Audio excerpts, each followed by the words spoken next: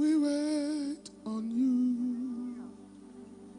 Lord, we wait on you. We wait on you. Lord, we wait on you. We wait on you. We wait on you. Lord, we wait on you.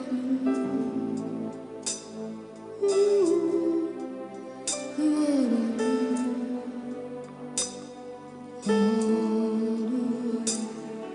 we wait on you. We wait on you. Lord, we wait on you. Ooh, we wait on you. Lord, we wait on you. We wait on you. We wait on you.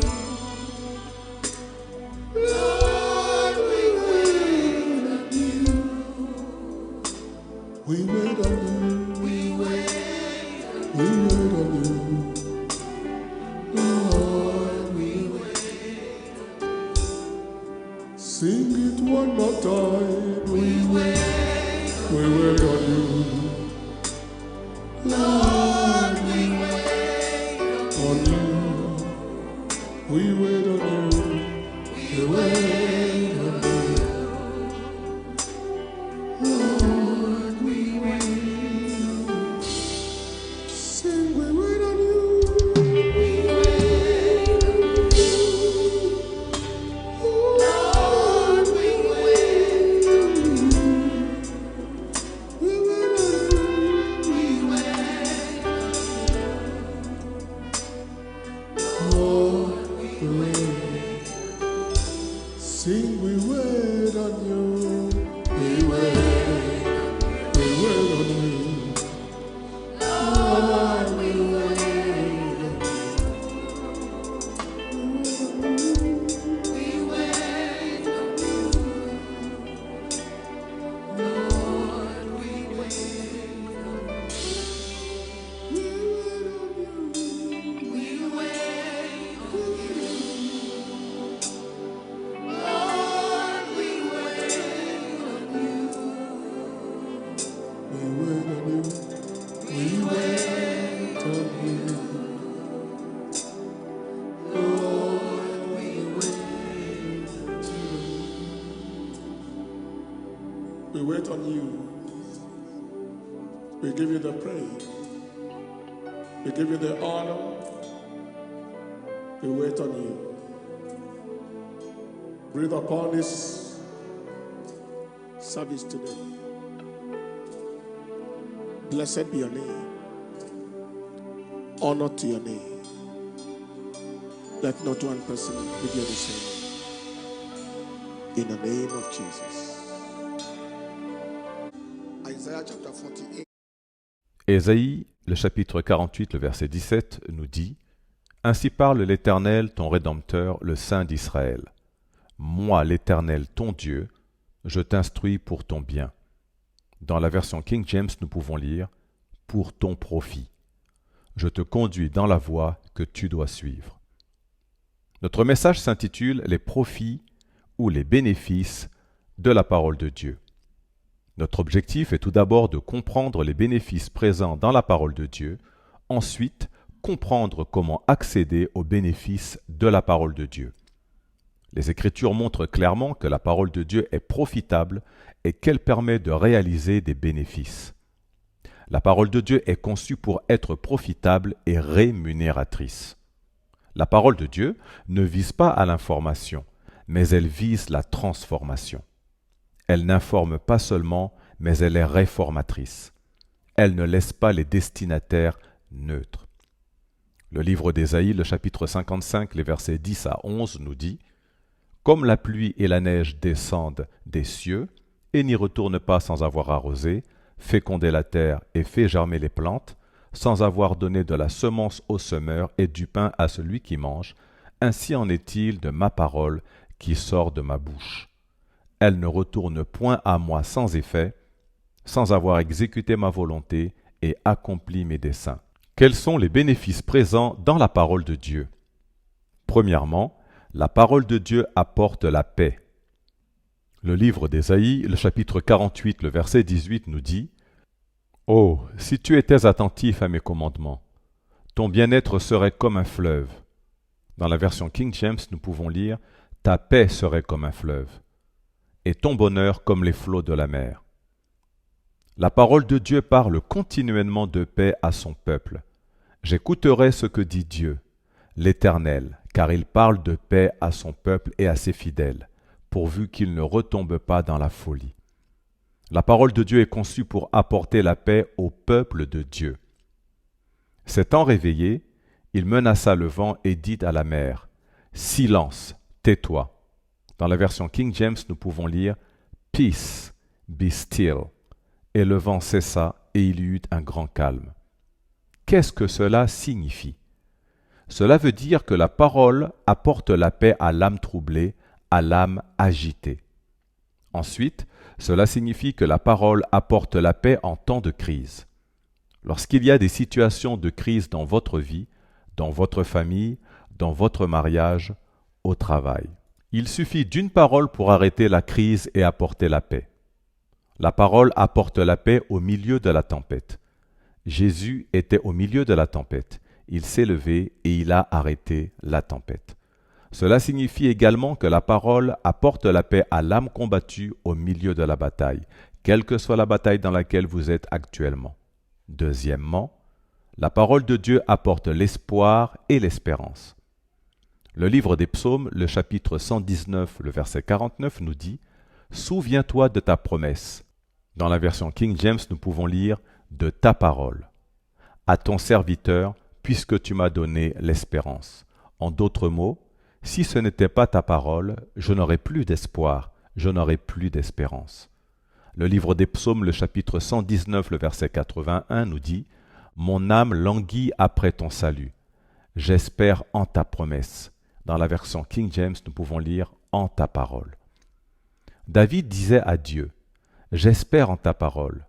J'espère en ta parole. » Le livre des Psaumes, le chapitre 119, le verset 114 nous dit « Tu es mon asile et mon bouclier. J'espère en ta promesse. » La version King James, « en ta parole. » J'espère en ta parole. J'aurais pu être consumé par les défis du monde, mais j'espère en ta parole. Pour tous ceux qui vivent, il y a de l'espérance, et même un chien vivant vaut mieux qu'un lion mort, nous dit le livre de l'Ecclésiaste, le chapitre 9, le verset 4. J'espère en ta parole. Le livre des Psaumes, le chapitre 119, le verset 116 nous dit « Soutiens-moi selon ta promesse, selon ta parole » dans la version King James, afin que je vive et ne me rends point confus dans mon espérance. Grâce à ta parole, je ne serai pas confus dans mon espérance. Vous ne serez pas confus dans votre espérance au nom de Jésus. Le livre des Psaumes, le chapitre 130, le verset 5, nous dit « J'espère en l'Éternel, mon âme espère, et j'attends sa promesse. J'espère en sa parole », selon la version King James. Cela signifie que la parole de Dieu apporte l'espoir au milieu des situations sans espoir. Quand tout semble désespéré, la parole de Dieu apporte l'espoir au milieu du désespoir et du découragement. La parole de Dieu nous aide à ne pas renoncer à nos attentes, quelle que soit la situation. Le livre de Job, le chapitre 14, le verset 14 nous dit « Si l'homme, une fois mort, pouvait revivre, j'aurais de l'espoir tout le temps de mes souffrances, jusqu'à ce que mon état vînt à changer. Ma situation changera. Pourquoi? Parce que si mon espoir est en place, l'aide est en route dans ma vie. Dans ma famille, dans ma destinée, l'aide est en route. Troisièmement, la parole de Dieu apporte la guérison. Le livre des Psaumes, le chapitre 107, le verset 20 nous dit « Il envoya sa parole et les guérit. Il les fait échapper de la fosse. » Le livre des Proverbes, le chapitre 4, les versets 20 à 22 nous dit « Mon fils, sois attentif à mes paroles, prête l'oreille à mes discours. qu'ils ne s'éloignent pas de tes yeux. Garde-les dans le fond de ton cœur, car c'est la vie pour ceux qui les trouvent, c'est la santé pour tout leur corps. L'Évangile selon Luc, le chapitre 5, le verset 15 nous dit « Sa renommée se répandait de plus en plus, et les gens venaient en foule pour l'entendre et pour être guéris de leur maladie. » Ils venaient pour recevoir la parole pour être guéris. Même chose dans l'Évangile selon Luc, le chapitre 6, le verset 17. Il descendit avec eux et s'arrêta sur un plateau où se trouvait une foule de ses disciples et une multitude de peuples de toute la Judée, de Jérusalem et de la contrée maritime de Tyr et de Sidon. Ils étaient venus pour l'entendre et pour être guéris de leur maladie. Quelqu'un sera donc guéri aujourd'hui au nom de Jésus-Christ. Qu'est-ce que cela signifie? Cela signifie tout d'abord que la parole apporte la guérison et la restauration aux personnes blessées et brisées. Généralement, lorsque nous parlons de guérison, les gens pensent aux ulcères et à toutes sortes de maladies. Mais il y a une guérison qui est plus profonde que cela. C'est la guérison émotionnelle. Il y a des personnes qui sont profondément blessées. La parole apporte la guérison aux personnes blessées et brisées. Ensuite, la parole met fin à tous les maux, à toutes les afflictions et à toutes les infirmités. La parole apporte également la force, la santé et la vitalité. Le livre de 1 Jean, le chapitre 2, le verset 14 nous dit « Je vous ai écrit, Père, parce que vous avez connu celui qui est dès le commencement. Je vous ai écrit, jeunes gens, parce que vous êtes forts et que la parole de Dieu demeure en vous et que vous avez vaincu le malin. » Il y a certaines personnes qui ne sont pas malades, mais elles sont faibles. Non, cela ne doit pas être ainsi, parce que la parole de Dieu apporte également la force, la santé et la vitalité. La parole apporte la réparation et le soulagement aux dommages de la vie, là où quelque chose a été endommagé dans votre vie. Quatrièmement, la parole de Dieu apporte le feu. Le livre de Jérémie, le chapitre 5, le verset 14 nous dit « C'est pourquoi ainsi parle l'Éternel, le Dieu des armées. Parce que vous avez dit cela, voici, je veux que ma parole dans ta bouche soit du feu, et ce peuple du bois, et que ce feu les consume. » Le livre de Jérémie, le chapitre 20, le verset 9 nous dit « Si je dis, je ne ferai plus mention de lui, je ne parlerai plus en son nom, il y a dans mon cœur comme un feu dévorant. » Dans la version King James, il est écrit « Sa parole était dans mon cœur comme un feu dévorant, qui est renfermé par mes os. Je m'efforce de le contenir et je ne le puis. » Le livre de Jérémie, le chapitre 23, le verset 29 nous dit « Ma parole n'est-elle pas comme un feu, dit l'Éternel, et comme un marteau qui brise le roc? La parole est un feu. » Dans le livre des psaumes, le chapitre 39, le verset 4, il est écrit « Mon cœur brûlait au-dedans de moi, un feu intérieur me consumait, et la parole est venue sur ma langue. » Mon cœur brûlait, ce qui veut dire, alors que je méditais, un feu intérieur me consumait. À présent, que signifie la parole de Dieu apporte le feu? Tout d'abord, la parole fait naître l'intensité, la ferveur et la vivacité spirituelle.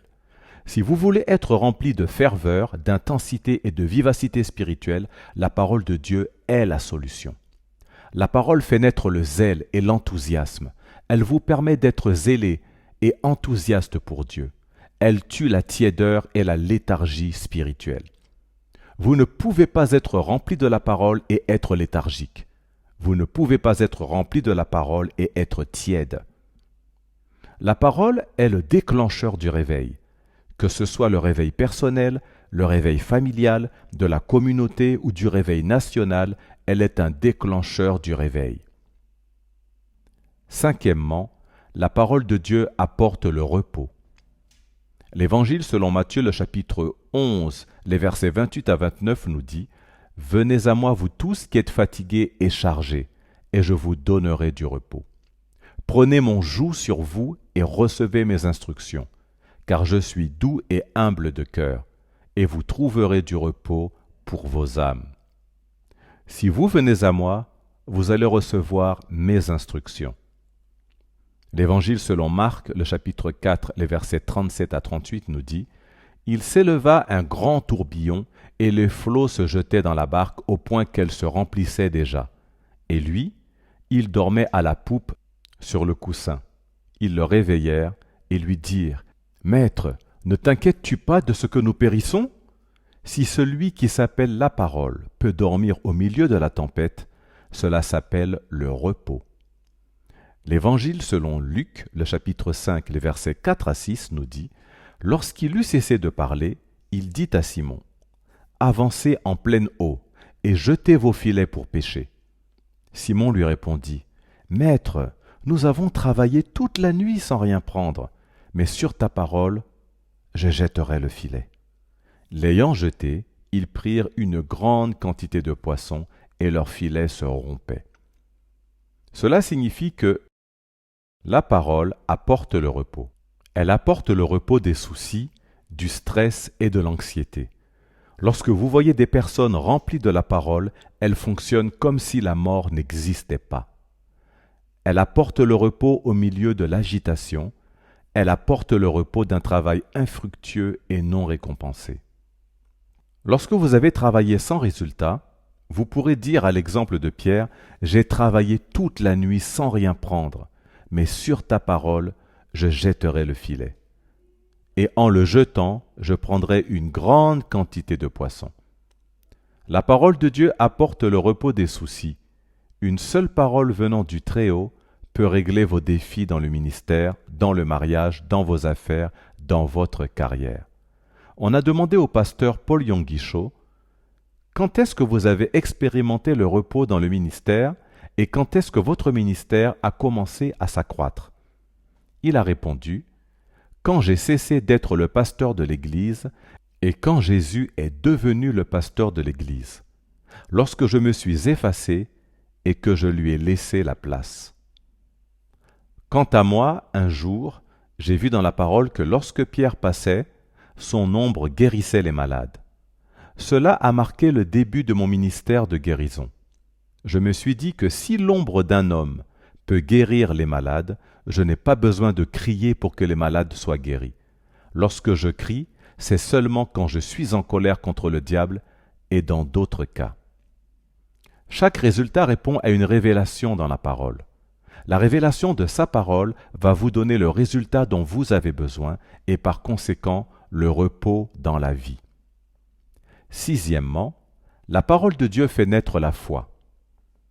Le livre des Actes, le chapitre 6, le verset 7 nous dit « La parole de Dieu se répandait de plus en plus. Le nombre des disciples augmentait beaucoup à Jérusalem, et une grande foule de sacrificateurs obéissait à la foi. » L'Épître aux Romains, le chapitre 10, le verset 8 nous dit « Que dit-elle donc ? La parole est près de toi dans ta bouche et dans ton cœur. Or, c'est la parole de la foi que nous prêchons. » L'Épître aux Romains, le chapitre 10, le verset 17 nous dit « Ainsi la foi vient de ce qu'on entend, et ce qu'on entend vient de la parole de Christ. » La première épître au livre des Thessaloniciens, le chapitre 1, le verset 8 nous dit « Non seulement, en effet, la parole du Seigneur a retenti de chez vous dans la Macédoine et dans l'Achaïe, mais votre foi en Dieu s'est fait connaître en tout lieu, de telle manière que nous n'avons pas besoin d'en parler. » La semence de la parole fait croître la foi. La présence de la parole, c'est la présence de la foi. Lorsque la parole de Dieu explose dans votre cœur, votre foi explose. Et lorsque la foi explose, tout peut arriver, car tout est possible à celui qui croit. L'explosion de la parole équivaut à l'explosion de la foi. Chaque fois qu'il y a un manque de foi quelque part, il y a une seule cause et un seul diagnostic, c'est le manque de parole. La parole fait naître la foi signifie que la parole est le remède à l'incrédulité. Si vous avez peur de mourir prématurément, par exemple, la parole va traiter cela. La parole fait naître la foi signifie également que la parole donne de la force à notre assurance et à notre audace en Dieu. Lorsque vous lisez un certain passage, cela vous remplit soudainement d'assurance, cela vous remplit soudainement d'audace, parce que vous avez rencontré quelque chose. La parole engendre la foi signifie que la parole détruit l'esprit de peur et de lâcheté. On ne peut pas être rempli de la parole de Dieu et être lâche. On ne peut pas être rempli de la parole de Dieu et être timide à la fois. On ne peut pas être rempli de la parole de Dieu et avoir peur. Si quelqu'un vous menace en disant qu'il veut en finir avec votre vie, si vous voyez dans la parole que Jésus est le lion de la tribu de Juda et que vous êtes cohéritier avec lui, cela veut dire que vous êtes aussi un lion. Et la parole dit clairement que ceux qui ne sont pas sauvés sont des chiens. Donc celui qui te menace est un chien. Ma question est la suivante. Montrez-moi la dernière fois où vous avez vu un chien courir après un lion et que le lion prenait la fuite. Il est écrit que vous êtes assis dans les lieux célestes avec Christ et la personne qui vous menace est dans les lieux terrestres. C'est donc faire preuve de folie que d'avoir peur des mouvements du serpent qui est au sol alors que vous êtes en haut. La parole détruit et démystifie votre peur. Si quelqu'un vous met au défi en disant que vous serez le prochain, dites-lui « Je ne serai pas le prochain », car le cas de Pierre et Jacques est différent. Et la parole de Dieu n'a jamais dit qu'il te sera fait selon la situation autour de toi, mais selon ta foi. Et selon ta foi signifie selon ta parole, selon ta révélation, parce que la révélation est la nourriture de la foi.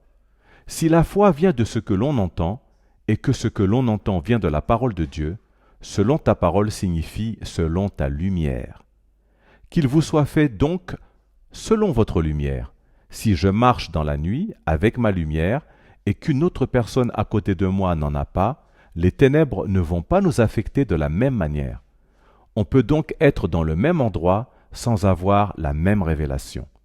Nous pouvons être dans la même nuit, mais si nous ne portons pas la même lumière, nous ne pouvons pas mener le même combat.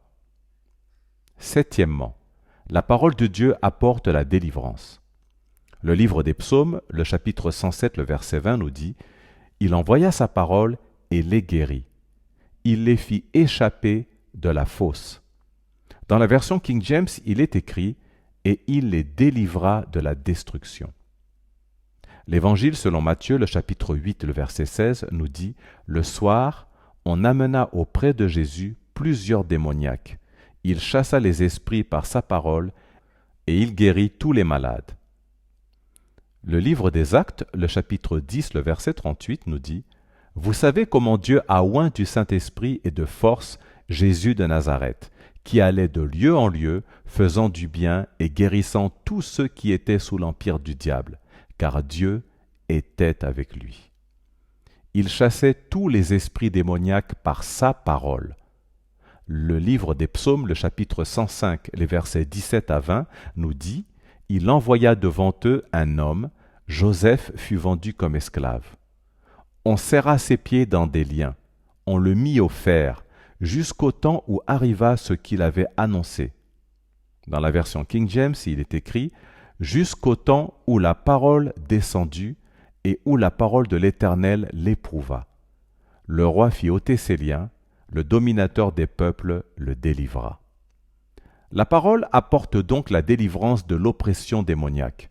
Si tu souffres d'une oppression, cela veut dire que c'est d'une révélation dont tu as besoin pour être délivré. La parole délivre du harcèlement satanique. La parole de Dieu brise toutes sortes de chaînes. Elle brise les chaînes de la captivité et de l'esclavage. Tout ce que Dieu a créé a des oreilles pour entendre la parole de Dieu, même si c'est votre voiture qui tombe en panne. Le livre de Jérémie, le chapitre 22, le verset 29 nous dit « Terre, terre, terre, écoute la parole de l'Éternel. » John Graham Lake a prié pour un cheval infirme. Le cheval s'est levé d'un bond et a commencé à marcher. S'il y a quelque chose qui vous enchaîne dans la vie, vous pouvez briser ces chaînes par la parole de Dieu. Donc, une fois que vous avez trouvé cette parole, cette révélation, laissez-la vous saturer jusqu'à ce que votre foi explose. N'utilisez pas votre raisonnement ou votre intelligence. Laissez la parole saturer votre esprit jusqu'à ce que le doute meure. Et enfin, huitièmement, La parole de Dieu apporte la puissance. Le livre de l'Ecclésiaste, le chapitre 8, le verset 4 nous dit « Parce que la parole du roi est puissante, et qui lui dira « Que fais-tu » » L'Évangile selon Luc, le chapitre 4, le verset 36 nous dit « Tous furent saisis de stupeur, et ils se disaient les uns aux autres « Quelle est cette parole ?» Il commande avec autorité et puissance aux esprits impurs, et ils sortent. L'Évangile selon Luc, le chapitre 4, le verset 32 nous dit « On était frappé de sa doctrine, car il parlait avec autorité. » La première épître aux Thessaloniciens, le chapitre 1, le verset 5 nous dit « Notre évangile ne vous ayant pas été prêché en parole seulement, mais avec puissance. » Dans l'épître aux Hébreux, le chapitre 1, le verset 3, il est écrit « Qu'il soutient toutes choses par sa parole puissante. » La parole puissante. La parole transforme une personne impuissante en personne puissante. Elle transforme un homme ordinaire en un instrument de pouvoir extraordinaire. Le livre des Actes, le chapitre 4, le verset 13 nous dit « Lorsqu'ils virent l'assurance de Pierre et de Jean, ils furent étonnés, sachant que c'étaient des hommes du peuple sans instruction, et ils les reconnurent pour avoir été avec Jésus. » La parole de Dieu élimine la vulnérabilité. Elle élimine le fait que vous soyez attaché facilement par l'ennemi, parce qu'elle va vous transformer en arme de puissance. Quels sont les secrets pour accéder à la parole de Dieu? Accéder à la parole signifie voir ce qui est caché à l'intérieur de la Bible. Comment recevoir la lumière? La révélation à partir des Écritures. Parce que la Bible n'est qu'une lettre, et la lettre tue, tandis que l'Esprit vivifie. La lettre ne vous est donc pas profitable. Si vous lisez la Bible comme un journal, cela ne vous bénéficiera en rien. Premièrement, vous devez valoriser la parole de Dieu. Dans l'Évangile selon Luc, au chapitre 5, à partir du premier verset jusqu'au 3e, il est écrit « Comme Jésus se trouvait auprès du lac de Génézareth, et que la foule se pressait autour de lui pour entendre la parole de Dieu, il monta dans l'une de ses barques, puis il s'assit et de la barque il enseignait la foule. La pression du peuple l'a fait asseoir alors qu'il ne faisait que passer. Ils ne se sont pas précipités vers lui pour avoir des miracles, mais pour écouter la parole. Et lorsque Jésus aperçut la valeur qu'ils avaient de la parole, il s'est arrêté. Beaucoup de gens courent à l'Église, à la recherche de miracles. D'autres y vont pour montrer leurs vêtements. Et vous, qu'est-ce qui vous presse d'aller à l'Église? Pourquoi travaillons-nous pour les choses qui n'ont pas d'importance? Pourquoi passons-nous du temps et dépensons-nous notre énergie pour des choses qui ne vont rajouter aucune valeur à notre vie? Alors que la foule se pressait autour de lui pour entendre la parole de Dieu, Jésus s'est arrêté. Voulez-vous que Jésus s'arrête dans votre vie? Ayez de l'empressement à écouter sa parole. Le bishop Papa Oyedepo a dit ceci. Votre sens de la valeur détermine le flux de la vertu en vous. La révélation appartient aux personnes qui en sont désespérées. La profondeur suit les personnes intéressées. Vous n'allez jamais avoir accès aux choses profondes si vous n'en accordez aucun intérêt. Dieu ne va pas vous forcer à posséder ce qui ne vous intéresse pas. Il faut exercer une pression pour accéder aux choses précieuses. Ce sont les personnes qui exercent une pression qui ont accès aux choses précieuses de ce monde. Le désespoir de l'homme commande l'attention divine pour la révélation de la parole. Dans le passage précédent, la foule se pressait autour de Jésus. Dans le livre d'Osée, le chapitre 6, le verset 3, il est écrit « Connaissons, cherchons à connaître l'Éternel, sa venue est aussi certaine que celle de l'aurore. Qui n'est pas recherché ne peut être possédé. Chers frères et sœurs, ce que vous ne cherchez pas, vous n'allez jamais le trouver. Le diable sait que votre destinée est attachée à la parole. Alors il va vous baptiser d'un esprit de réticence inhabituel pour ne pas l'étudier. Le livre des Actes, le chapitre 20, le verset 32, nous dit « Et maintenant, je vous recommande à Dieu et à la parole de sa grâce, à celui qui peut tout édifier et donner l'héritage avec tous les sanctifiés. » Votre héritage de santé, de sagesse, d'intelligence, de provision financière, votre héritage d'autorité et de royauté, votre héritage de pouvoir sur les démons est à l'intérieur de la parole. Votre héritage se trouve dans la parole. C'est pourquoi le diable veille à ce que vous n'ayez pas d'appétit pour la parole. Et certaines personnes peuvent passer du temps à regarder des films pendant 3 heures ou toutes sortes de programmes, mais ne sont pas capables d'écouter même une prédication de 30 minutes. C'est comme un enfant qui est en train de mourir de malnutrition et qui se nourrit de glace, parce qu'il refuse de manger des repas protéinés. Et il préfère prendre des glaces au lieu de manger des haricots qui sont remplis de protéines. S'il vous plaît, comprenez ce que je suis en train de dire. Il ne suffit pas seulement d'aller à l'église, mais il faut être capable d'accéder à la parole. La fréquentation de l'église ne suffit pas à changer votre vie. C'est l'accès au contenu du livre qui changera votre vie. C'est une chose de porter la Bible, mais c'en est une autre de savoir ce que la Bible porte. Mettre la Bible sous l'oreiller et poser votre tête dessus ne va pas chasser les démons. C'est la révélation dans votre tête qui chasse les démons. Le livre de l'Apocalypse, le chapitre 5, le verset 1 nous dit « Puis je vis dans la main droite de celui qui était assis sur le trône un livre écrit en dedans et en dehors, scellé de 7 sceaux. » Les passages de la Bible nous paraissent généralement scellés, mais lorsqu'ils sont décellés, c'est à ce moment que l'on parle de révélation. Lorsque vous ouvrez la Bible, vous commencez à vous assoupir. Vous lisez 1 ou 2 passages que vous ne comprenez pas, alors vous fermez la Bible. Non, combattez ce démon, parce que si le livre n'est pas ouvert, vos pleurs vont continuer. Dans le livre de l'Apocalypse, le chapitre 5, les versets 4 à 5, Jean a dit « Et je pleurais beaucoup de ce que personne ne fut trouvé digne d'ouvrir le livre, ni de le regarder. Et l'un des vieillards me dit « Ne pleure point. Voici le lion de la tribu de Juda, le rejeton de David, a vaincu pour ouvrir le livre et ses 7 sceaux. » L'une des missions principales de notre Maître Jésus-Christ était de venir sur terre et de nous ouvrir l'intelligence pour que nous puissions comprendre ce livre. Il est venu non seulement pour nous sauver, mais également pour nous assister à ouvrir le livre. Lorsqu'il a rendu l'âme, le voile s'est déchiré et nous avons eu accès au livre dans le Saint des Saints. Dans le Saint des Saints se trouvait l'Arche de l'Alliance et l'Arche de l'Alliance contenait les tables de la loi avec les 10 commandements, la verge d'Aaron, un pot qui contenait la manne que le peuple d'Israël ont mangé dans le désert.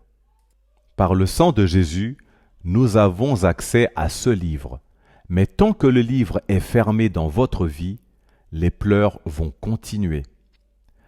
Est-ce que vous comprenez ce que je suis en train de dire?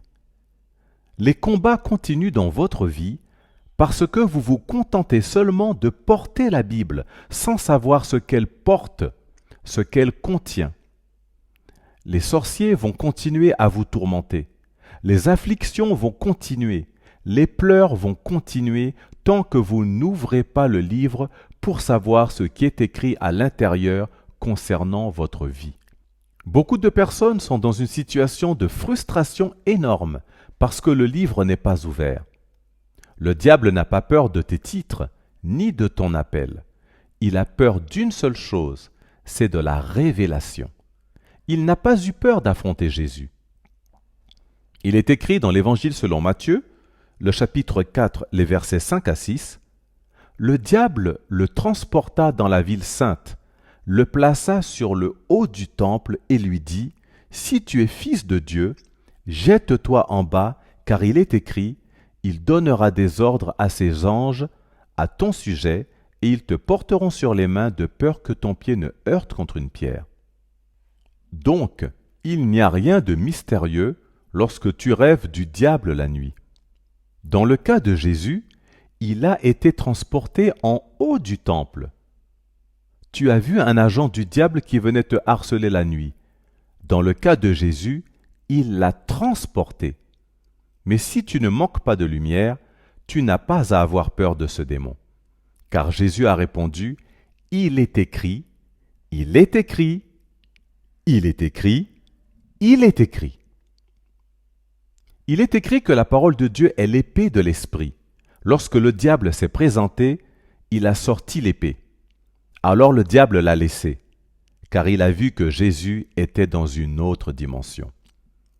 C'est la raison pour laquelle le diable sait que votre destinée est à la merci de la parole de Dieu qui est en vous.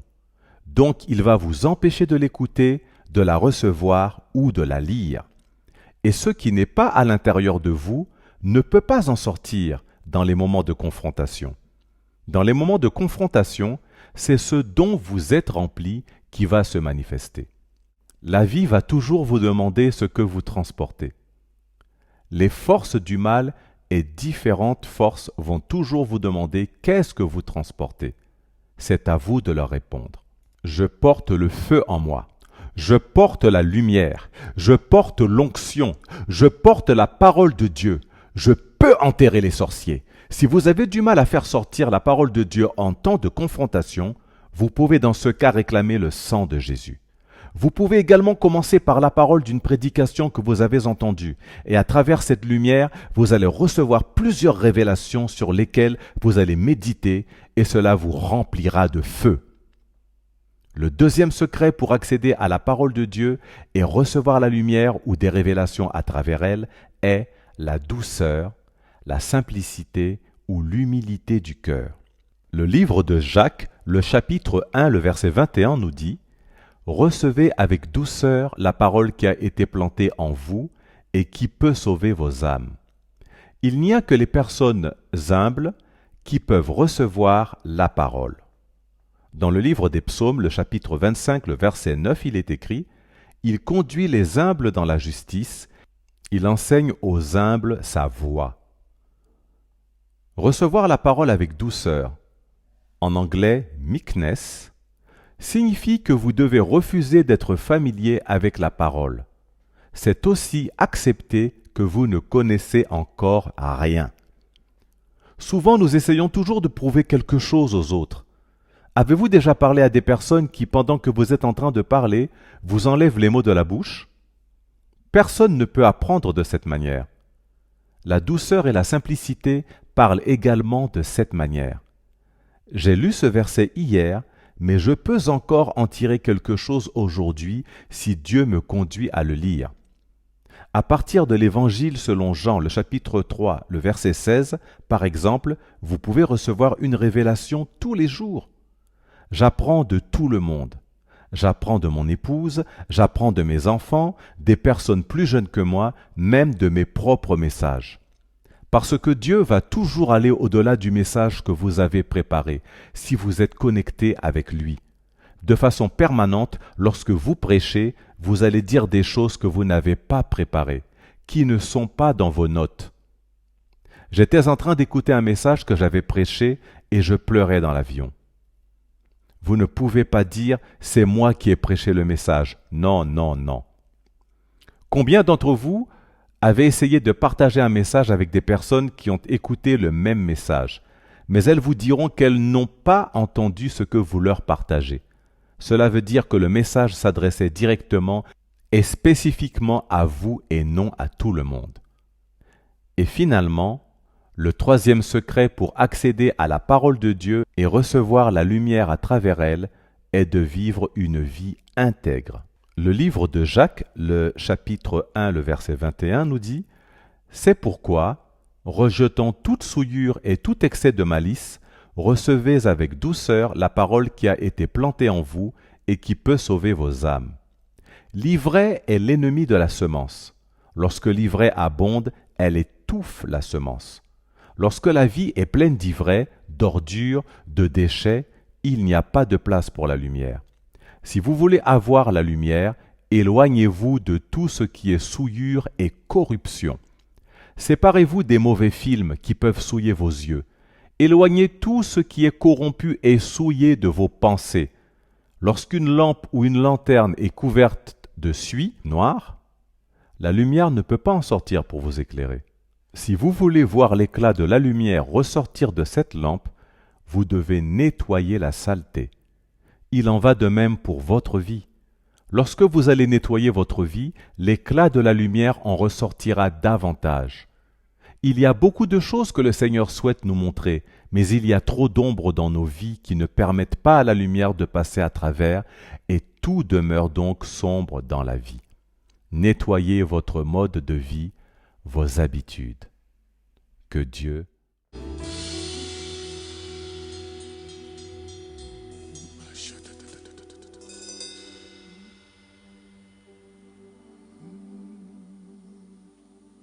We wait on you, Lord, we wait on you. We wait on you,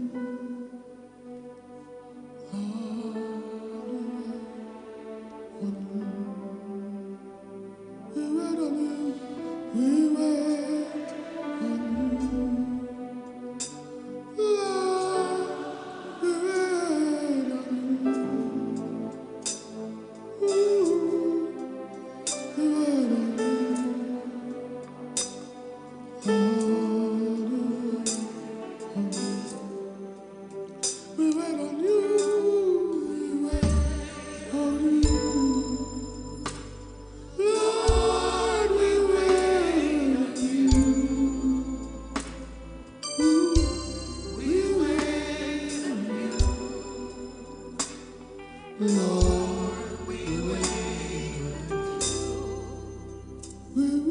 you. We wait on you, Lord. We wait on you. We wait. We wait on you. Lord, we wait. Sing it one more time. We wait. We wait on you. Lord, we wait on you. We wait on you. We wait on you.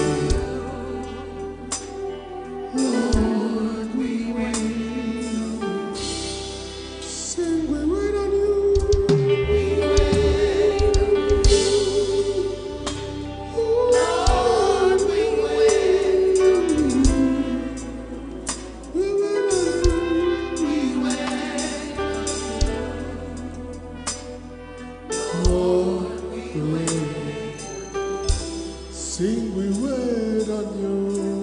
We wait on you.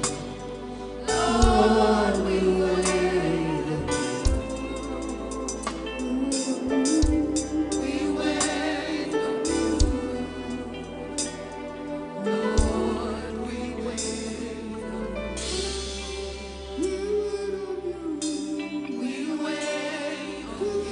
on you. We wait on you. Lord, we wait on you. We wait on you.